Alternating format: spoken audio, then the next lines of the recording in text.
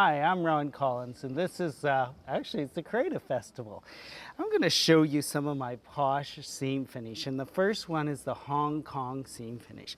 What it is you take a bias strip of fabric about 1.5 to 2 inches wide, and you're going to sew it to the right side of the fabric. And you can do a Hong Kong seam finish at 3/8 of an inch. You can do it at 5/8 of an inch. So what it is you're sewing it right sides together. I'm doing this at about 3/8 of an inch. And once you get that done, I'm just going to trim away a few threads here. And I'm just going to get rid of this extra on the bottom. And what happens here is you're going to take it and you're going to roll it to the wrong side, okay? And we're going to press it. And what this is great for is for garments that are unlined or seam finishes that are to the outside of a garment. It's just a really posh way of adding to your garment. And that's it there, sewn right sides to right sides, and then press to the wrong side.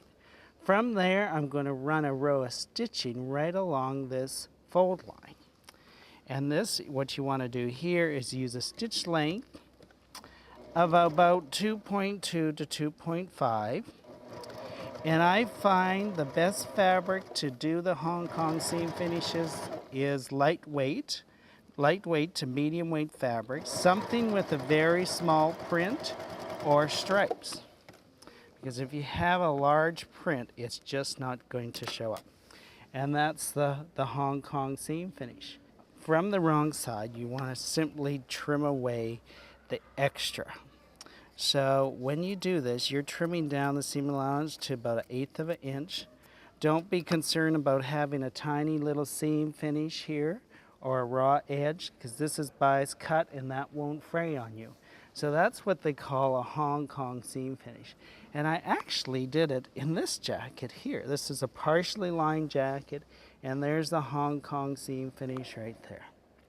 I'm going to show you another seam. And this is like a flat felt seam, but it's a fake one, and it's so easy to do. Here it is. You have edge stitching and top stitching. So the first thing you would do is sew your seam. I'm going to use a piece of denim so this shows up. And you often see this done on jeans and jean jackets. And you're sewing the seam at 5/8, which is 1.5 centimeters.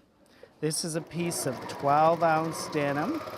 Most jeans are made with 12 or 14-ounce denim. Now from here you would simply do some sort of seam finish to this edge, whether it's running it through the serger or doing a zigzag stitch. You press the seam. You press the seam to one side, and along the edge of the fabric you're going to run a row of edge stitching. And what you're looking for on edge stitching is usually the heavier the fabric, the longer the stitch. I would increase my stitch lengths to about 3.5 for a 12-ounce denim. And the same thing with the top stitching. There's the edge stitching there. And the top stitching is going to be 3/8 of an inch away from it. And what this does, it gives you that nice, flat, fake flat felt seam is what it is. And that's what we have there, is that fake flat felt seam. And that's what I used in this jacket here. This is a faux leather jacket, and you can see that basically all my seams have that fake flat felt seam.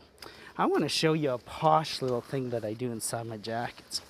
This here is just flat braid.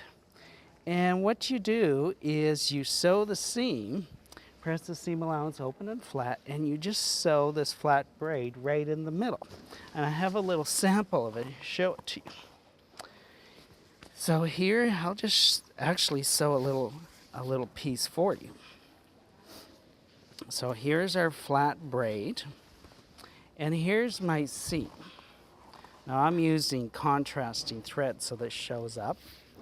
So there's my seam, and what I've done here is I've just layered the facing over top of the lining, and I zigzag that down just to conceal the raw edge.